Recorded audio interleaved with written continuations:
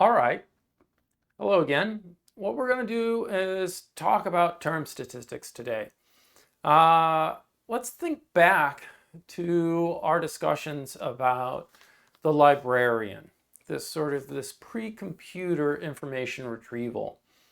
So remember that the librarian receives this book and says, "Oh, I'm going to pick some words or come up with some words and assign them as index terms and create these index cards that will help these subject cards go in the card catalog.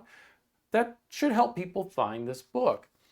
Now, again, Cleverton, running the Cranfield experiments, discovered, wait a minute, we can actually just grab words from titles, abstracts, and use those as index terms and be super successful with creating good index terms.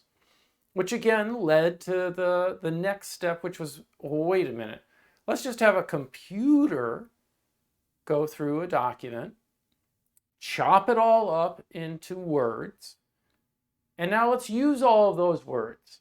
Oh, but wait a minute. Or we can't just use all of them because we'll get this huge boost in recall, but we'll also get a huge drop in precision. So we need some way, if you were to be like the librarian, where you're actually going to go, all right, those are all the words, but let me pick out the best ones. But there's a better idea than picking out the best words. The better idea is to use all of the words, but to differentially weight the words in a way that lets you have them all in case you need a word, but you may not have realized it was important. It's still at least there to some extent, but that the ones that are likely to be really useful and valuable are weighted as such, and will, in general, this sort of scheme then can actually be used to help people find things. So the idea we're going to work towards today is getting towards coming up with a way of a weighting scheme for words such that our ranking algorithms can use this to actually, when users type in a query, we tokenize that, we have all our tokenized documents, but we understand which words in the query and in the documents should be given more importance by our ranking algorithm as opposed to others, so that we actually get a good ranking that reflects what the user is actually looking for, and not something that is, just filled with potential matches, but is actually such that the top of the ranking is what is likely to be found and hopefully is found as relevant by the user. All right, so let's envision that somehow we knew that we were headed off in that direction. Where would we start? Well, one of the most important things to do is to know your data first. Okay, well, what's our data? Well, we've got all these documents. We're going to chop them all up into words. Okay, what sort of things do we see in that data? Well, let's start with a definition. All right, we need to know a little bit of stuff. So some definitions. First one for us to be able to have this in our vocabulary is the word vocabulary. So the vocabulary of a document collection is the unique set of words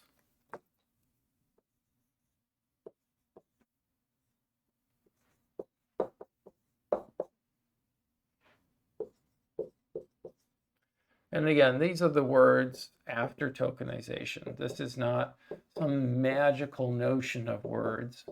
It's the tokens that are produced throughout our process where we've split up the document, done whatever we wanted to, we apply stop word removal, and then we do stemming. If we're going to apply stemming, and then that produces an output of tokens that we are going to be called. We often will call them terms or words as well, and these are the ones that are used in the collection. Now, by unique, what we mean is, yeah, we're going to see the word the repeatedly, it counts as one word in the vocabulary. And we're going to see the word dog maybe several times. It's going to count as one word. So these are the unique words that we see throughout all of the documents that we're going to index and include in our collection. That is the vocabulary. It's that set of words. Another thing is to talk about the probability of a word given in the collection. So this is the probability of word W in the collection C. So P of W given C, what we're referring to when we write this is the probability of a word W in collection C. Ooh, how do I calculate that? Well, this is calculated as the number of occurrences of W. So this is the total, so this is occurrences. The number of occurrences, I guess this is actually maybe not, I'm really gonna look at my screen just a second. Yeah, getting it's a little hard to see, but it's viewable enough. So this is a W here, all right? This is the occurrences of the W. So we find all of the occurrences of that word and count it. So if dog appeared twice in the collection, this would be 2.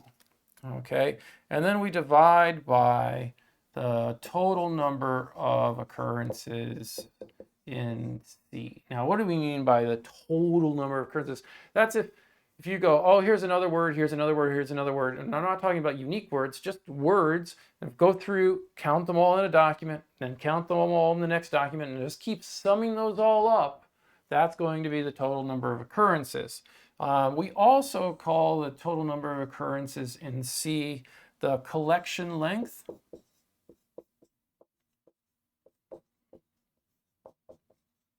All right. And again, this is the total number of words. Not total number of unique words, but total number of words. Okay. The way that you can think about it is, in this case, what we're doing is we're kind of taking this collection, and the way to view it is you can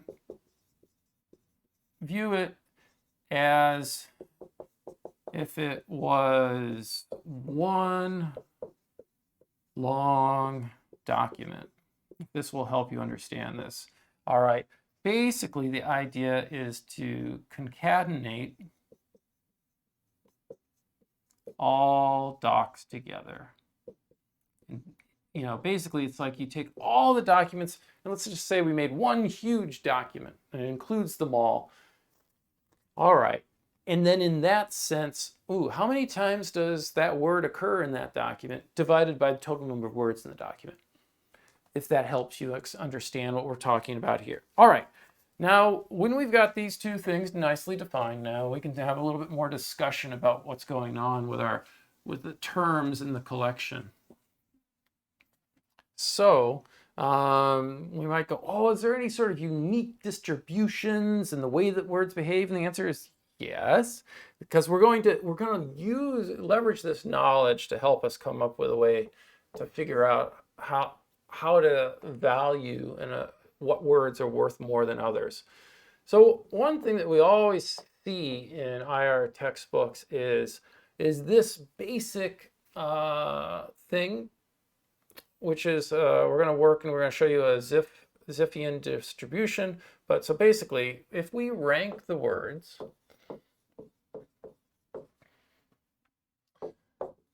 from most frequent, so these would be, when we mean frequent, oh, I see this word a lot in the collection. How many times do we see it in the collection? To least. So the least will be, we'll see a word once. Okay. Why not see a word 0 times? Because those words are not in the collection. Those words are not in the vocabulary. You have to be in our collection to be in our vocabulary. Okay, you were like, but I know that word exists. That's great. But if it's not in the collection, it's not part of our vocabulary. All right. Which I will say right now, before I forget, is that when we come to processing queries from a user, if a user types in a word that is not in the collection, we just ignore it. Okay? We throw it out of the user's query. So we don't have anything where we deal with misspellings or anything like that. If we were to deal with misspellings, the idea would be to suggest to the user or fix automatically for them that maybe you really mean this word, which is a word that's actually in the collection. Okay, so again, if it's not in the collection, it's not in the vocabulary. If a user types in that word, we just throw it out. I just want to be sure I mention that before I forget it. It's one of those things that often comes up as students work on things in the course. If we rank words from most frequent to least, so basically where I say rank equal to 1, so rank 1 is the most frequent word, whatever it is. And then the nth rank 1 is the least one. Anyways, so we end up, see these standard plots quite commonly in textbooks, and they'll say, oh, here, look, if we take the log of the probability of a word in the collection versus the log of the rank, we get this linear behavior. All right, so, and then we get told that this is a Zipfian or a Zipf distribution. And I gotta tell you, for the life of me, and maybe I'm displaying my ignorance to the world now that this is on YouTube, but I've always been like, and what am I supposed to do with that? I think it's a little bit more informative to actually see. It's maybe when you're really good and you can think, oh yeah, log means this.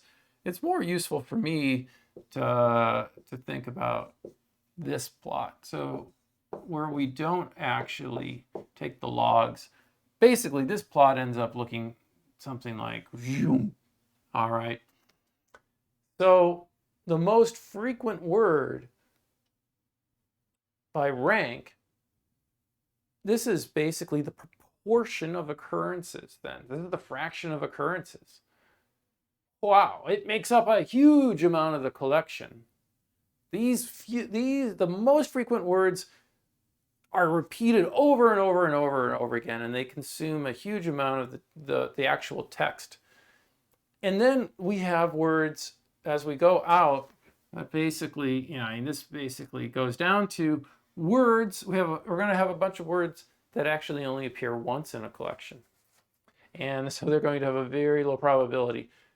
This is a useful thing to understand and to think about. Ah, yes. All right, what else do we know about words in collections? Well, one thing that we should understand and know about is this sort of the growth of the vocabulary. And part of that is for us to understand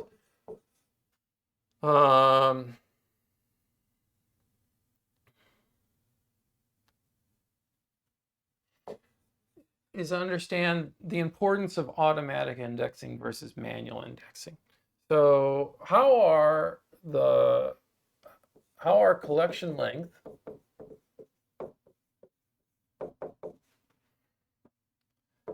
and the size of vocabulary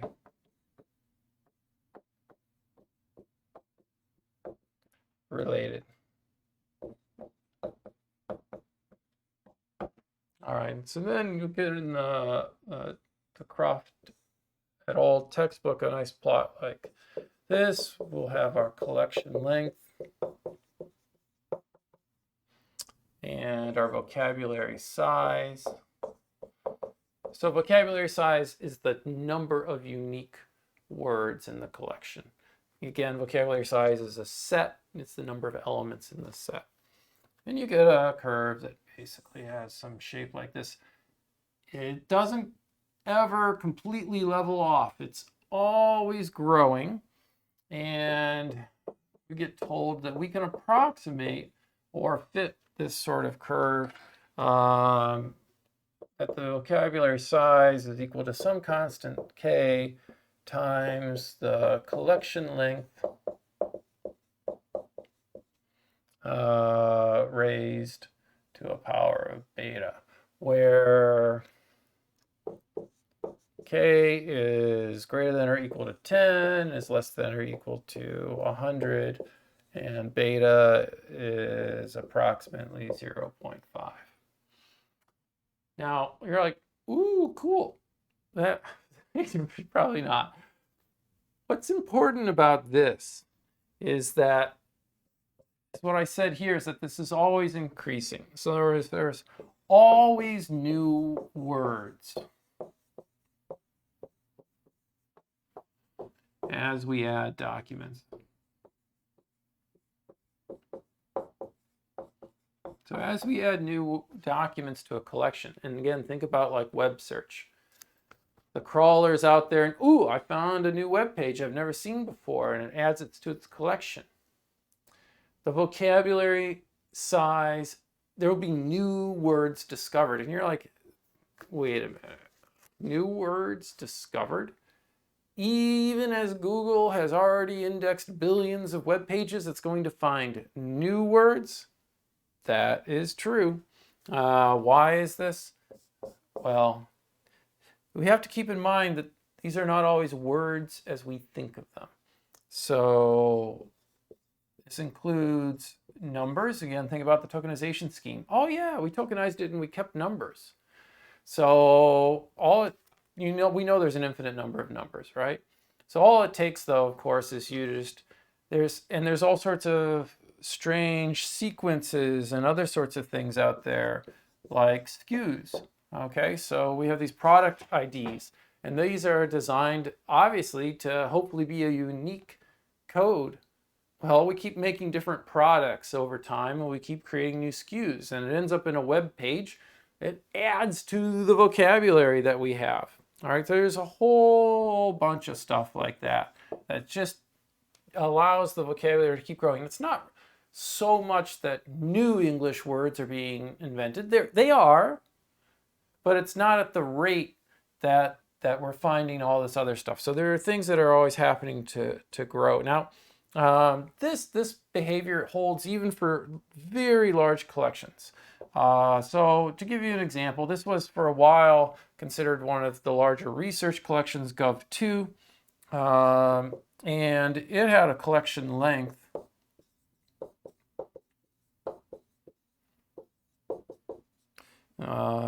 of greater than 20 billion. So that's a lot of occurrences of words, and its vocabulary size was greater than 30 million. Woo! Now, put that in context. What I've read is that sort of the average person probably knows a good 20,000 words. As you become a professional and you learn the vocabulary of your profession, think about doctors, engineers, and so forth. Think of all the new words you've been learning in university. Your vocabulary continues to grow, and maybe a professional has a vocabulary size of 50, 70,000, something like that words. And I might be wrong about this. I should look this up again. That's why I'm not putting it on the whiteboard. But so the actual English vocabulary, the way we think about it, what we might put in a dictionary, is small compared to the actual computerized automatic indexing discovery of the vocabulary size. Now, what's important about this is sometimes people get this idea that, what they're going to do is to have a controlled vocabulary. And what is a controlled vocabulary? A controlled vocabulary is one where a group of people sit down and they say, these are the important words. These are the words we need to worry about. Or I'm going to make a resource and it's going to have all the meaningful words that we need. So the problem with that is I'm just going to say it, controlled vocabularies do not work.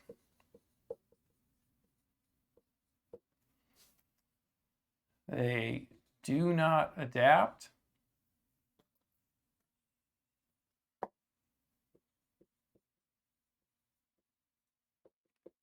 to changes in language, at least not quickly, nor include words people need to find stuff.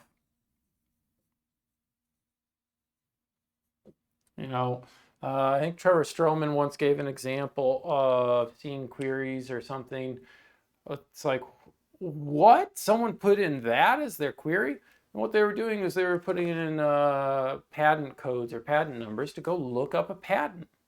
They knew what they wanted. They wanted to find all the references to this patent that someone had done. And so if they had that sequence of characters, it was a really good way to find all the patents. So if you sit down and you're like, I have the words that we need, you won't have stuff in it like that. You won't have words in it as the youth invent new slang, because you're like, well, that's not a proper word. So, but it's something that you might very well need. I guess the point here I'm trying to make is time and time again, one of the things that we have learned in information retrieval is manual approaches often fail, okay?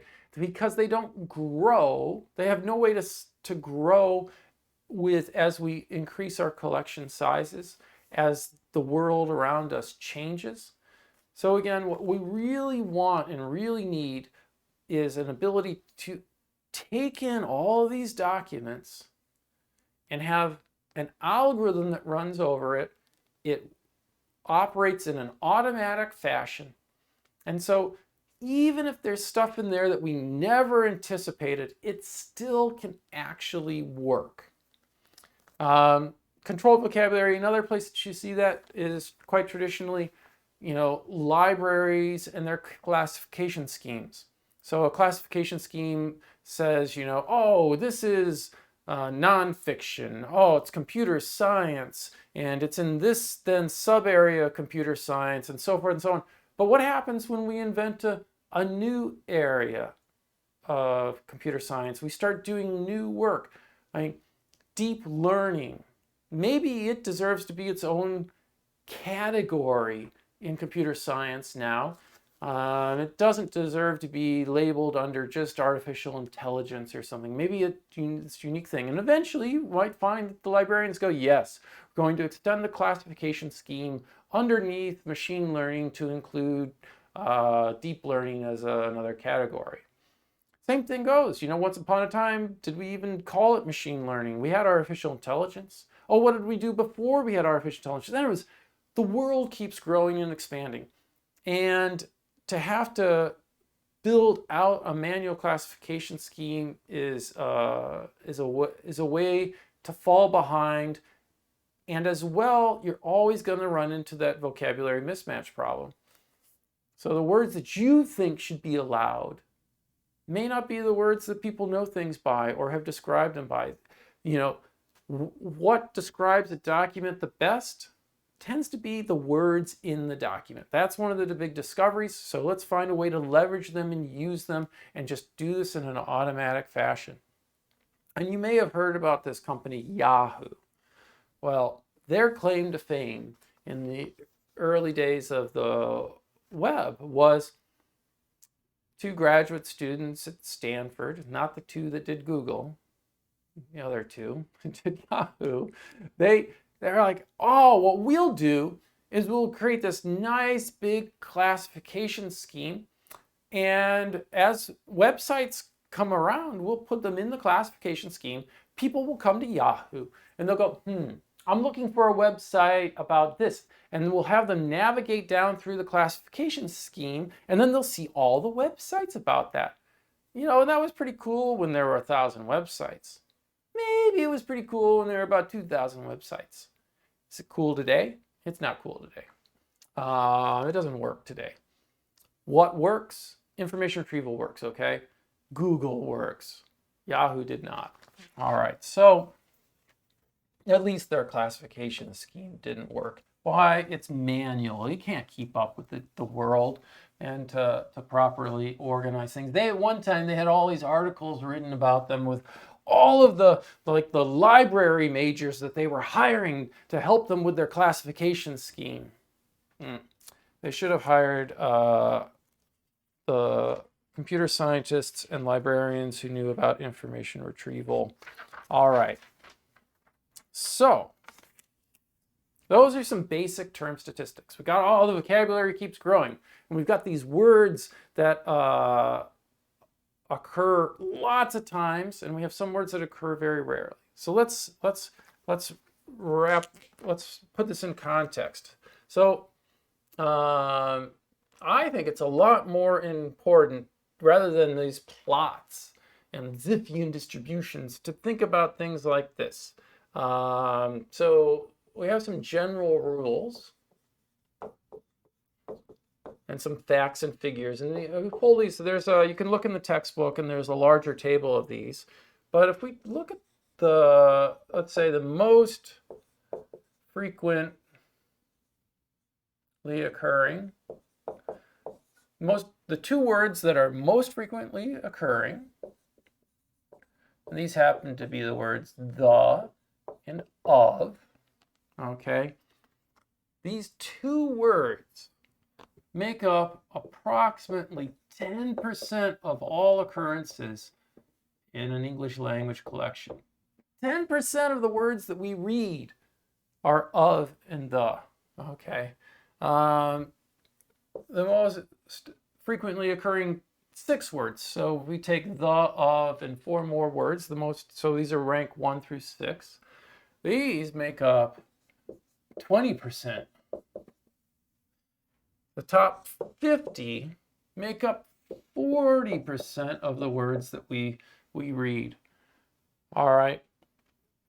Basically, what this comes down to is that a few frequent words, just merely 50 words, make up 40% of all the occurrences in a collection.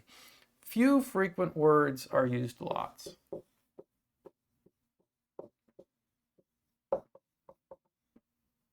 All right. There's a neat book by the writer of XKCD, Randall Munroe, called Thing Explainer. And in Thing Explainer, he writes this entire book, and he explains how lots of things work, but he does it using only the 1,000 most frequently occurring words in the English language. So he's written an entire book using only the 1,000 most frequently occurring words, and it's part of it's humorous because he has to creatively name some things with simpler terms put together. But anyways, I think the neat thing about that is how he can actually explain a huge amount of stuff by only using 1,000 words. So there's a lot of meaning that's conveyed with a few words, but unfortunately, some of these words, of course, there's not much meaning at all to them. There's going to be words that they just keep occurring over and over and over again, but they're probably not that useful to us to understand meaning.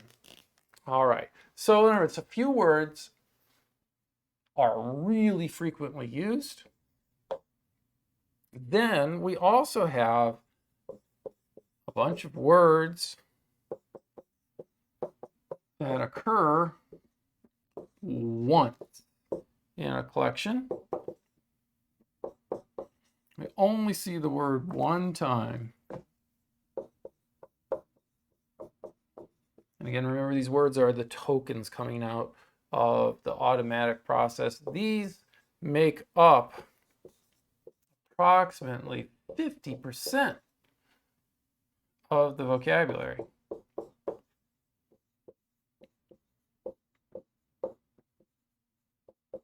So again, this was occurrences. That's like out of the whole collection length. This is out of the vocabulary, 50% out of the vocabulary. So the unique words in our collection, about half of the words in our vocabulary only occur once in the collection. In other words, what does this mean? This tells us that there are lots of rare words. Okay, so there's a few really frequently occurring ones, but we have a lot of words that show up very rarely. Okay. Now, that's what we take away from sort of those basic term statistics in those plots. Few words frequently, a lot of words rarely. Now, more importantly, on top of all of this, there's something that's not captured in that sort of thing, is that the word distribution, or how words are distributed in the collection across documents,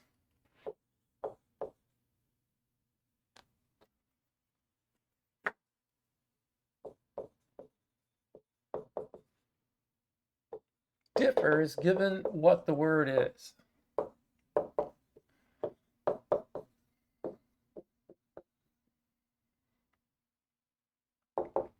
So when we have a word like the and of, these words, we see them fairly uniformly throughout the collection. In general, you can take any English language document and you're going to find approximately the same proportion of words for the and of in all of those documents for the most part.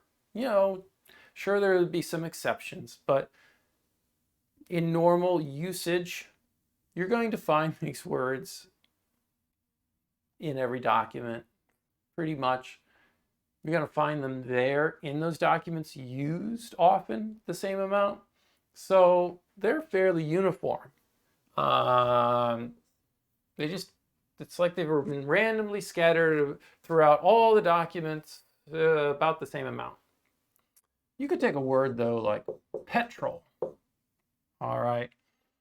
And we can say that this word is very bursty.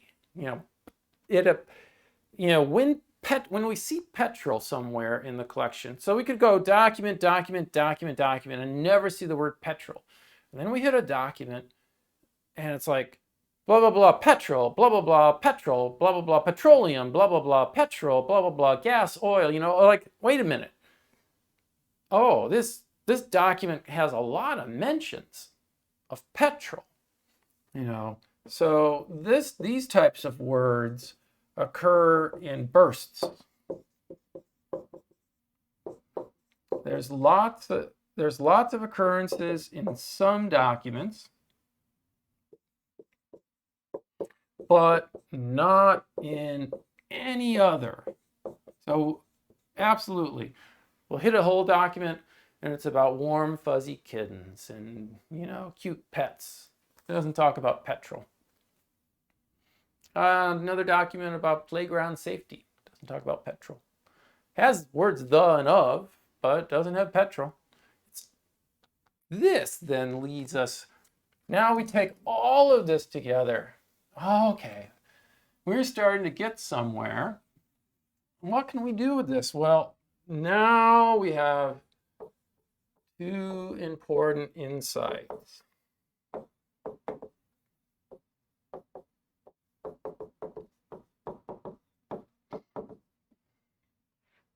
First one, if a word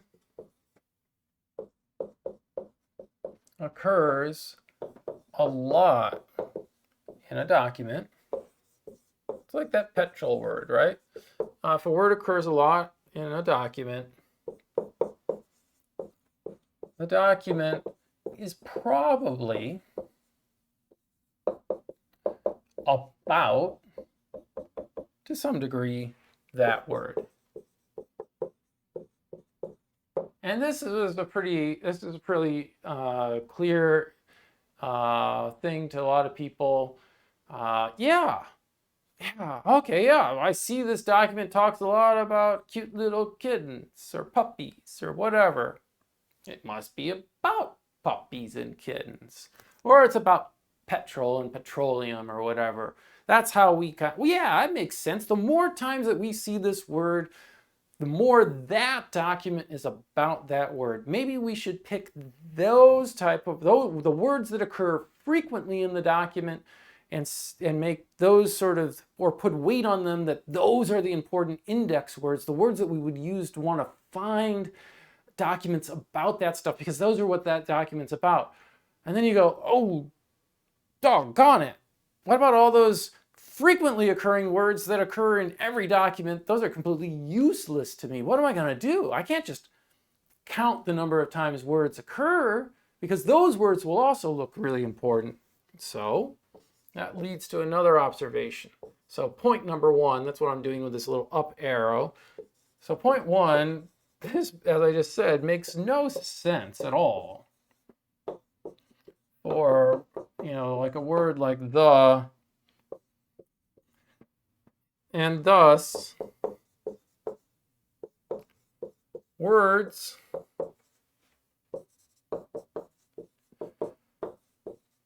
that have what we'll say useful discrimination power. So they help us pick between the documents that we want. Useful discrimination power are those that occur in few documents. It's that bursty nature, and it's that they don't appear in all the documents, that tells us, oh, wait a minute. If this word doesn't show up in lots of documents, it's probably one of those important words. So yes, the more times a word is mentioned, I could mention the word petrol once in a document and then talk forever and ever about, something else. That document's probably not about petrol. But petrol doesn't occur in lots of documents. So when it does occur lots in a document, that tells me something. So it's kind of like we've got these two ideas. We need to use them somehow, put them together. Well, this first idea, this number one, we give a nice, we define it to be what we call term frequency. So number one is known as term frequency, or abbreviated TF. And this is a measure of the number of times a word occurs in a document.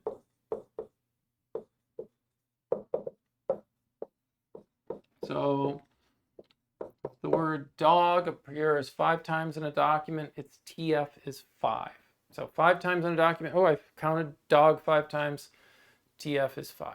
All right, so we've got this first concept about how often a word occurs in a document is captured with a measure TF. And then number two is known as inverse document frequency.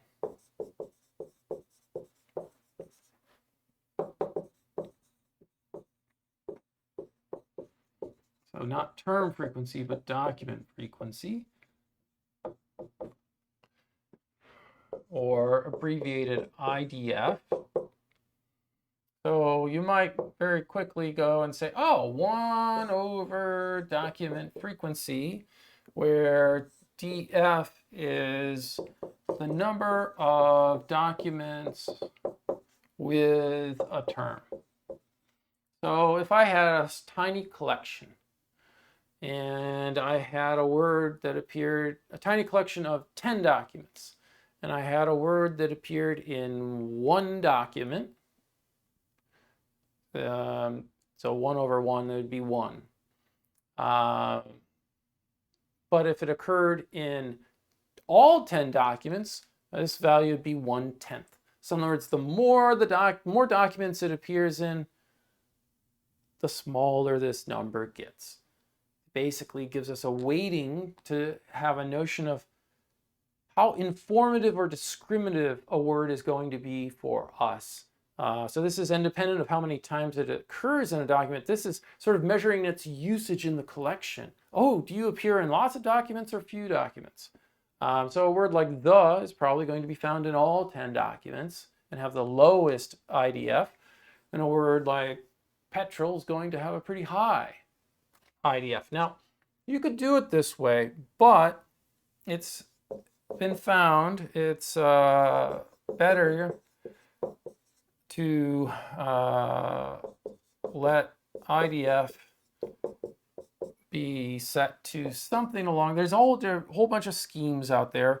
Is to take the log of n plus 1 over lowercase n. So capital N. So capital N is the number of documents in the collection. So again, if we had 10 documents, n would be 10. And then this lowercase n is then the number of documents with the term. So this is very similar, but then we're taking this log. The log, is going to end up giving us a response curve such that it flattens things out for this behavior. So this has overall been found to be a better weighting function than just strictly 1 over df with regard to when we want to come up with a measure of how discriminative a term is. All right, so we've got TF and we have IDF, which fall out of our observation about word usage across documents, okay, and the English language. Now, you're like, that's cool. What am I going to do with that? Well, we're going to put these two together. Now we can put them together really nicely as a product. So if we take them together as a product, TF times IDF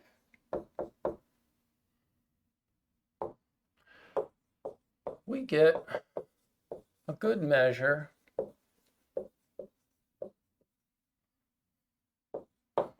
of aboutness for a word in a document.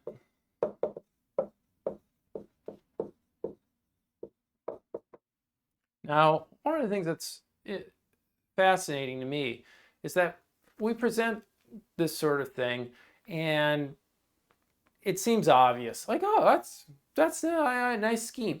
What's interesting is how hard it was actually for people to figure out IDF. IDF, I believe, was proposed and discovered basically by Karen Spark Jones, famous information retrieval researcher from the United Kingdom. She basically figured this out. TF on its own was pretty obvious to people. That one came pretty quickly. But this notion of how should we sort of find a way to weight things with regard to how overall useful they are, she discovered that it was not something that everyone came up with.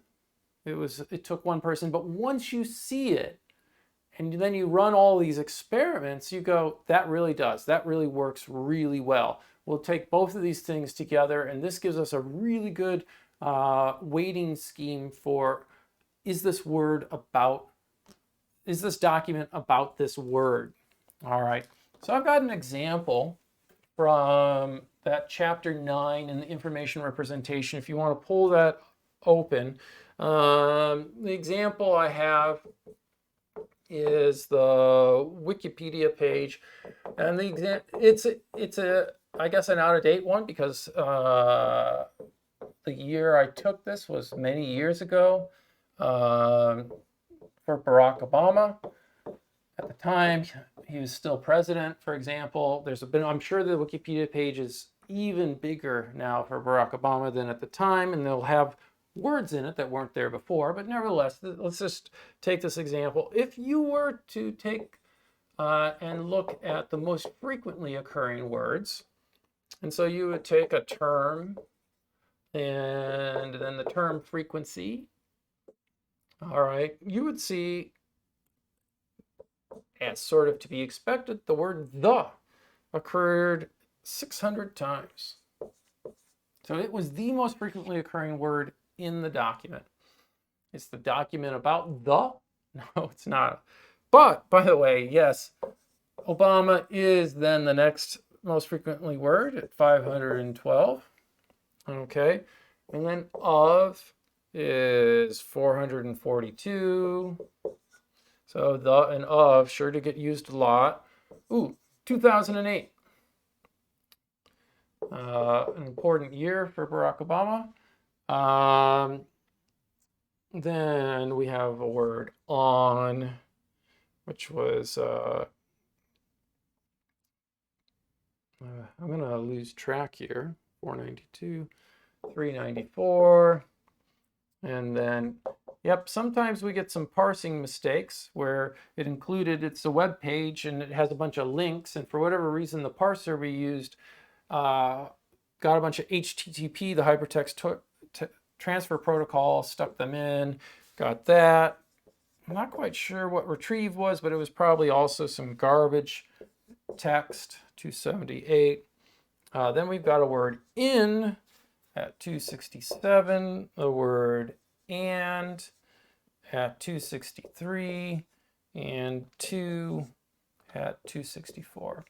So now one thing that you might actually say, and it's pretty quick observation, is to be like, before you, let's say you've got an invention of IDF. So you haven't figured out IDF, but you might look at this and you go, you know, I could fix this really easily. What I'm going to do is I'm just going to whack out words like the, of, on, in, and to. Just get rid of those things. Get rid of the stop words. I'll just hardcore filter them out. Goodbye. But remember, vocabularies are always growing, words are changing, so forth and so on. So stop word lists are actually a manual approach. And sure, they can be effective, but they're not an automatic approach. But you could improve what this list looks like by just throwing out stop words. Okay, but let's actually see what happens if we pay attention to the TF-IDF. So rather than just the most frequent, let's take TF and multiply it by IDF over here. And again, we'll look at what terms then are ranked as most important when we compute it with TF, IDF, and then we'll have their product over here, TF times IDF. Okay. So very nicely, this data gives us what we wanted, and again, it happens over and over again. So Obama, 512 times. The TF is clearly the same. The IDF as calculated, and I don't actually remember how I had it calculated. I'm sure it's in the chapter 9, was 2.3 was the number. I'm guessing this is one of those logs or something, but we'll see. And then multiplied together, this gives us 1156. So it very nicely identifies and gives the most weight, TF-IDF, to the word Obama. The Wikipedia page for Barack Obama is about Obama. So that's really good, nice finding. Next up was, the word Barack, which didn't make this top hit list, but boy, it did over here.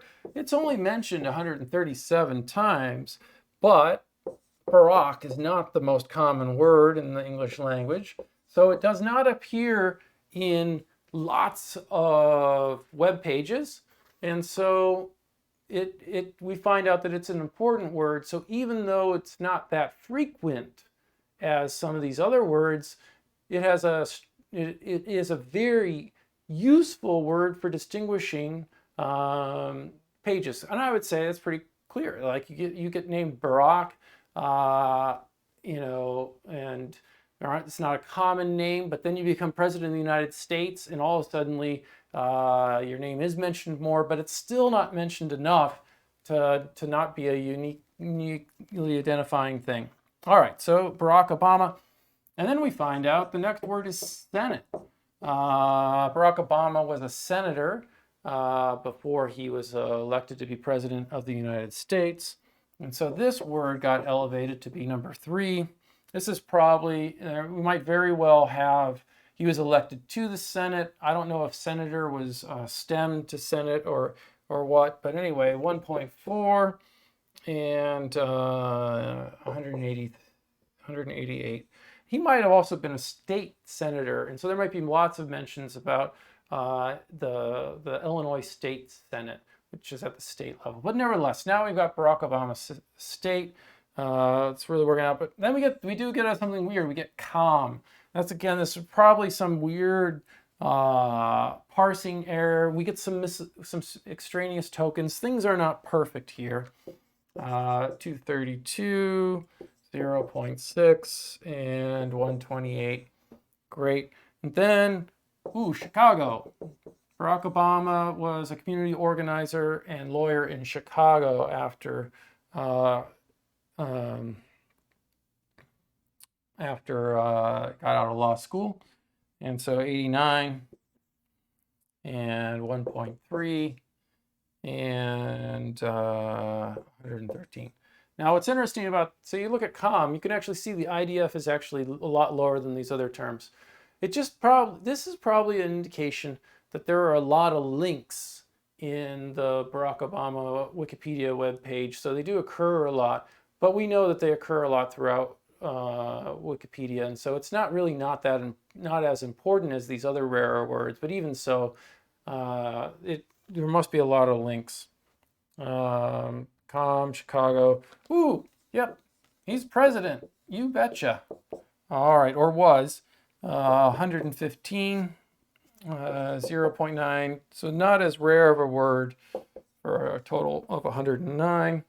Then we get some garbage stuff. Dub. I'm not going to detail that. We get xcal. We get HTML. Again, we had a bunch of links, and this is probably part of the things. But then, then we find Illinois. So where, in Chicago, Illinois, he was. Anyway, so you can see the table in the paper. I think the important thing to note, again, is how this scheme very much nicely sure, Obama was here. But you know what? Other than the 2008, most of these things are garbage words. Just through this weighting scheme, we're able to actually really get a much better sense of what this Wikipedia page is about. Now, we're not going to use these to do like a hard cutoff and be like, those are the index terms and make like subject index cards. What we're going to be doing is we're going to be using this weighting scheme or schemes similar to it with the concepts, these fundamental principles of the way language works and appears across documents in a collection for the ranking algorithms to be able to, when given a user's query, help them find the documents that are really about what the user has typed. And so we're really looking to find aboutness based upon a user's query and matching that to the documents based upon these words, all in an automatic fashion so that we can scale and grow and just have a fully automated retrieval system that just works for people. All right, that's term statistics.